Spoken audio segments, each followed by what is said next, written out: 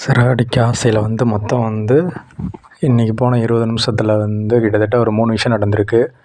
ஒன்று த்ரெட் போன அந்த பணம் கிடச்சிருச்சு. கண்டுபிடிச்சி கொடுத்தது யார் அப்படின்னு பார்த்தீங்கன்னா முத்து. அதுக்கப்புறம் சப்பாத்தி ஊட்டி விளாண்டுட்டு இருக்காங்க வீட்டுக்குள்ளே. மனோஜ் ஒய்ஃபை கூப்பிட்டு போயிட்டு ஒரு வீடியோ பார்த்தேன், இந்த மாதிரி அமெரிக்காவில் அந்த வீடியோ இன்டர்நெட்டில் இருக்குது, அதே மாதிரி நான் உனக்கு ஊட்டுறேன் அப்படின்னா, அப்போ எடுத்து நம்ம வீடியோ போட போகிறோமா அப்படின்னு கேட்டானே. வீடியோ போட்டால் அம்மா திட்டுவாங்க அப்படின்னு வழக்கம் போல் ஒரு சம்பவம் பண்ணுவார்ல அம்மா பிள்ளை. அப்படி பண்ணவும் சரின்னு கூப்பிட்டு போய் உட்கார வச்சு ஊட்ட ஆரம்பிச்சிட்டாரு. அங்கேருந்து மனோஜ் அம்மா வழக்கம் போல் மாமியார் எப்படி வெறியாவாங்கன்னு தெரியும் இல்லையா, அந்த மாதிரி வெறி ஆகிட்டாங்க. அப்புறம் உனக்கு என்ன கை என்ன நொட்டையா அப்படின்ற மாதிரி சொல்லி, கை உனக்கு என்ன ஒடிஞ்சிருக்கா, நீயா தூக்கி தின்னு அப்படின்ட்டு அந்த இடத்துல கலைச்சி விட்டாங்க. ஸோ இதில் இன்னொரு ஸ்பெஷலான விஷயம் இருக்குது, அது என்னென்னு அடுத்து சொல்கிறேன். அதுக்கப்புறம் அங்கே மீனாவுடைய தம்பி அந்த கலெக்ட் பண்ண இடத்துல, மணியை கலெக்ட் பண்ண இடத்துல அவர் இருந்திருப்பாரா, கந்தொட்டி குரூப் மாதிரி. ஸோ அதை பற்றி பேசிகிட்டு இருக்கும்போது அதெல்லாம் பண்ணாத அப்படி இப்படின்னு அட்வைஸ் பண்ணுவார் முத்து. அந்த போர்ஷன் ரொம்ப நல்லா இருந்துச்சு.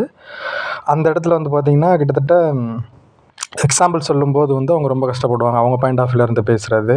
அப்புறம் இந்த பையன் இருக்கும்போது இவங்க வீட்டில் கந்தொட்டி கேட்க வந்திருப்பாங்க இல்லையா, அதை கம்பேரிஷன் பண்ணி அவருக்கு புரிய வைக்கிற மாதிரி சொன்ன அந்த சீன்லாம் சமுதாயத்துக்கு தேவையான விஷயமா இதில் பார்த்துக்கலாம். ஏன்னா அது ஒரு நல்ல விஷயம்.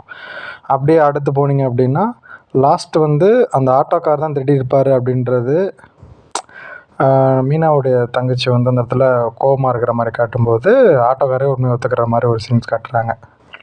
அப்போது இப்போ இந்த சப்பாத்தி மேட்டரில் ஒரு நல்ல விஷயம் இருக்குது.